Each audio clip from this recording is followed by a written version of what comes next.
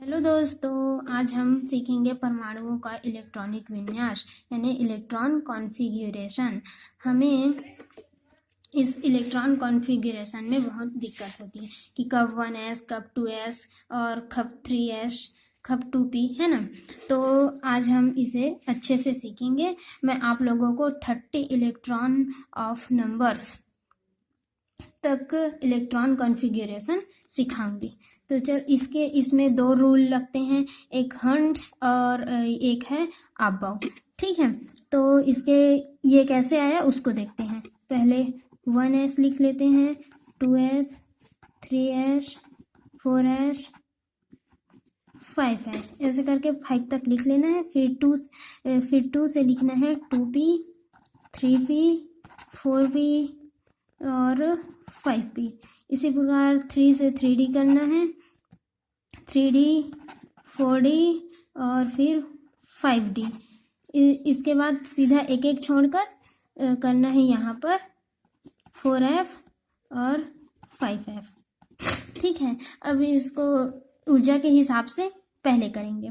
तो इसको ऊपर से आएंगे, फिर ऐसे ऊपर से आएंगे ऐसे तिरछे, फिर ऊपर से 2p 3s, फिर ऊपर से 3p 3s, फिर ऊपर से 3d 4p 5s, फिर ऊपर से 4d 5p 4f 5d 5f। ठीक है, इस प्रकार।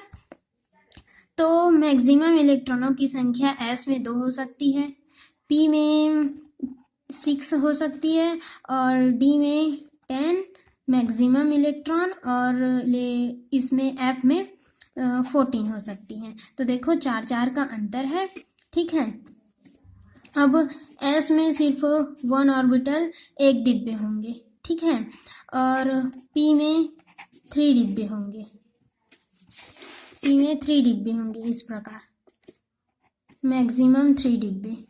और फिर आता है अपना डी में होंगे 5 डिब्बे, 5 ऑर्बिटल, 1 2 3 1 2 3 4 और ये 5, है ना। उसके बाद आता है अपना एफ में होंगे 7 ऑर्बिटल, 1 2 3 4 5 6 और ये है एक 7। ठीक है, और सबसे बड़ी बात यह है कि एक ऑर्बिटल में सिर्फ 2 इलेक्ट्रॉन आ सकते हैं, इस प्रकार विपरीत दिशा में, विपरीत प्रचक्रण में। ठीक है, इलेक्ट्रॉन विपरीत प्रचक्रण में होते हैं। तो चलो अब हम इलेक्ट्रॉन कॉन्फ़िगरेशन करके देखते हैं। पहले नंबर में हाइड्रोजन का क्या होगा अपना 1s1, इसमें 2 इलेक्ट्रॉन आएंगे, एक इलेक्ट्रॉन डाल दिए, इस प्रकार। ठीक है, अब अपना आता है हीलियम 2, इसमें आएंगे 1s2, 2 इलेक्ट्रॉन है तो 2, एक इलेक्ट्रॉन है तो 1, इस प्रकार इसमें डिब्बे बनाएंगे, इसमें 2 इलेक्ट्रॉन भर देंगे। फिर आता है अपना लिथियम का होता है 3 परमाणु क्रमांक इलेक्ट्रॉनिक नंबर। ठीक है, तो इसमें आएंगे 1s2, फिर 1s के बाद आता है 2s2, आप यहाँ पर दे सकते हैं 2s आ रहे हैं। तो इसके लिए फिर ऑर्बिटल बनाएंगे, एक ऑर्बिटल और ये है एक ऑर्बिटल, 2 ऑर्बिटल होंगे, एक एक ऑर्बिटल। तो इस प्रकार भरेंगे, 2 इलेक्ट्रॉन आ गए, ये तीसरा इलेक्ट्रॉन। उसके बाद आता है अपना बेरिलियम का होगा 1s2 2s2, 4 2 2 4 हो गए, तो एक डिब्बा और 2 डिब्बा, ये एक इलेक्ट्रॉन, 2 इलेक्ट्रॉन, एक इलेक्ट्रॉन, 2 इलेक्ट्रॉन। ठीक है, फिर आता है अपना बोरान 5 में होता है 1s2 2s2। अब एक इलेक्ट्रॉन बच रहा है तो अपना p वाला स्टार्ट हो रहा है। ठीक है, तो यहाँ पर लिखेंगे 2p1, क्योंकि 1 इलेक्ट्रॉन है लास्ट में, तो वही है, यही सेम करना है,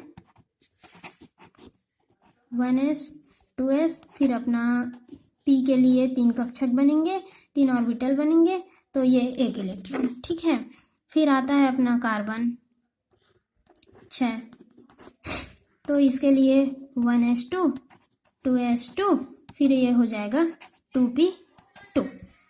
तो अब मुझे लगता है कि आप ये वाला कर लेंगे, मैं सीधा डायरेक्टली वो वाला बता रही हूँ। तो ये 3 ऑर्बिटल, ये एक इलेक्ट्रॉन, ये एक इलेक्ट्रॉन। ठीक है, फिर आता है अपना 7 में आता है नाइट्रोजन, N। तो यही 6 1s2 2s2 फिर अपना ये 2 का हो जाएगा 2p3। तो ये 3 इलेक्ट्रॉन इस प्रकार आ जाएंगे तीनों ऑर्बिटल में। और ये आप बना लेंगे, मैं समझ रही हूँ आप लोग बना लेंगे, ठीक है। फिर आता है अपना ऑक्सीजन। ऑक्सीजन का होता है 1s2 2s2 2p4। ये 3 था, वो 4 हो गया एक बढ़ने से। तो इस प्रकार बनाएंगे 3 ऑर्बिटल, और ये 2s वाला अपना बना लेना। तो ये एक इलेक्ट्रॉन ये एक इलेक्ट्रॉन पहले तीनों कक्षक में भरना है, फिर वापस आकर इसमें भरना है, ठीक है। फिर आता है अपना 9 फ्लोरीन 1s2 2s2 2p5। इस प्रकार बनाना है। p में तीनों ऑर्बिटल, फिर ऐसे ऐसे ऐसे, फिर वापस आकर ऐसे विपरीत, ठीक है। फिर अपना आता है नियॉन Ne10, ठीक है। तो इसके लिए 1s2 2s2 2p6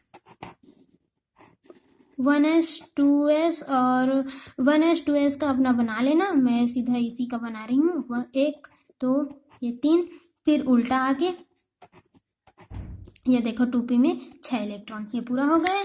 चलो अब हम आगे देखते हैं नाइट्रोजन का। नाइट्रोजन का होता है 11। तो इसी प्रकार 1s2 2s2 2p6। अब 6 हो गया, 10 इलेक्ट्रॉन हो रहे हैं, 6 2 8 और 2 10, ठीक है। तो इसके लिए इस प्रकार बनेंगे। ये 1s के लिए, ये है 2s के लिए, फिर ये है 2p के लिए इस प्रकार,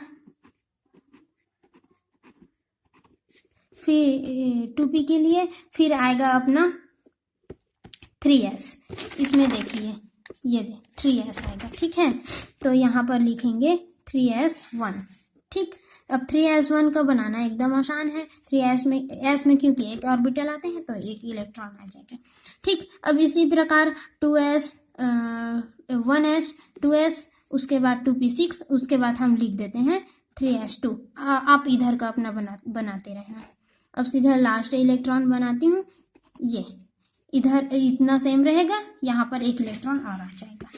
अब देखते हैं एल्यूमिनियम का 1s2 2s2 2p6। अब 3s1 सॉरी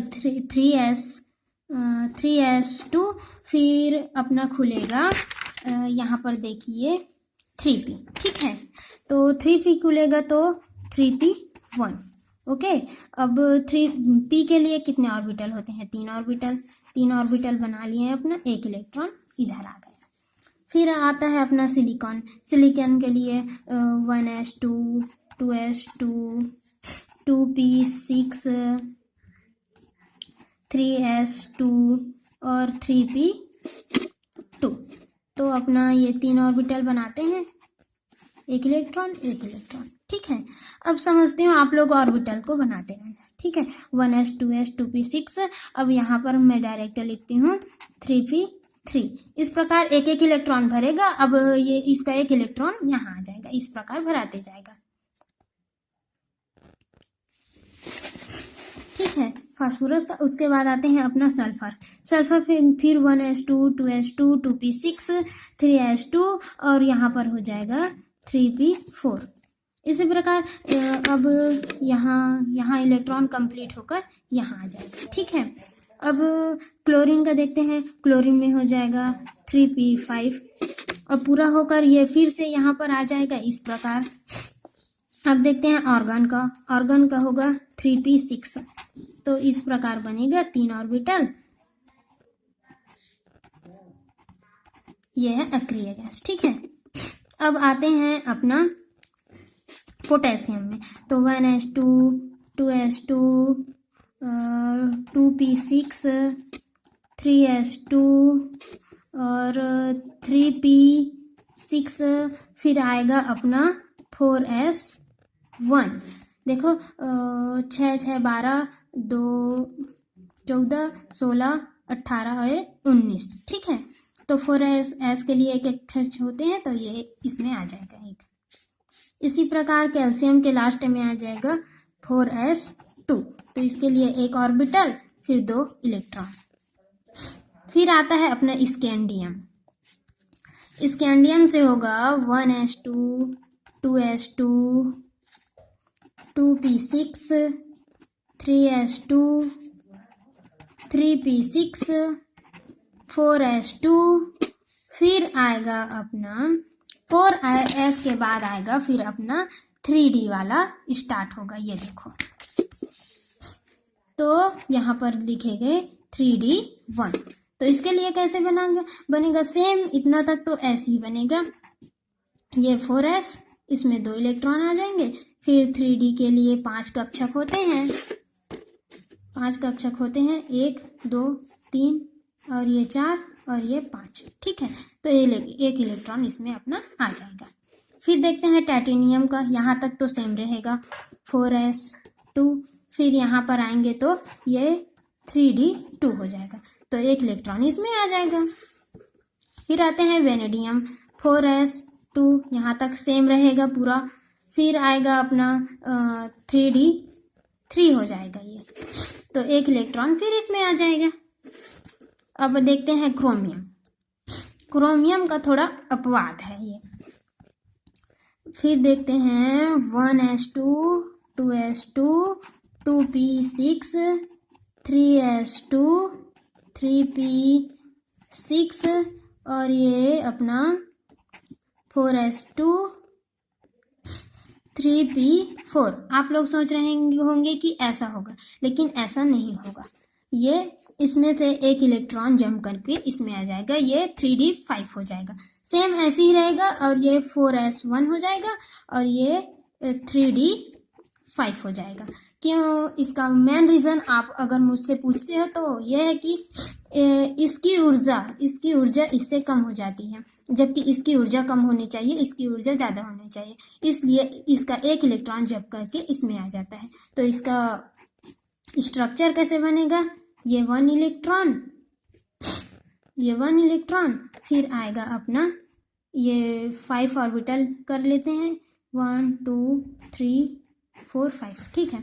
तो ये 1 2 3 4 और ये 5, ठीक इस प्रकार बनेगा संरचना। फिर आते हैं अपना मैग्नीज। मैग्नीज में तो ऐसे ही रहेगा सेम संरचना। ये 4s2 हो जाएगा और ये 3d5 हो जाएगा। देखिए सेम रहेगा, मैग्नीज और क्रोमियम का सेम रहेगा। इससे क्रोमियम को हमें पहचानना किससे है, ये 3d में 4 है, इसको 5 कर देना है, ठीक है। फिर आते हैं अपना आयरन 26, ठीक है। ये सेम रहेगा, पूरा स्ट्रक्चर सेम रहेगा, इसका लिखना पूरा 4s, ये है 3d5, वो हो जाएगा 3d6, ठीक है। इस प्रकार 5 ऑर्बिटल बना लेंगे, 1 2 3 4 5, ठीक है। इस प्रकार आ जाएगा इलेक्ट्रॉन। ये 5 इलेक्ट्रॉन आ गए, एक इलेक्ट्रॉन इधर 6 हो गया। तो अब देखते हैं कोबाल्ट का भी सेम रहेगा, ये 3s2, ये 3d7, ऐसी संरचना बनेगा, एक इलेक्ट्रॉन इधर आ जाएगा।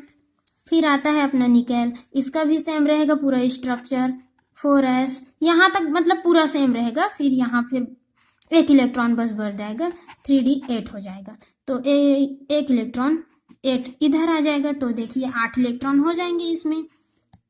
फिर आता है अपना कॉपर। अब ये भी अपवाद है क्रोमियम के ही जैसे।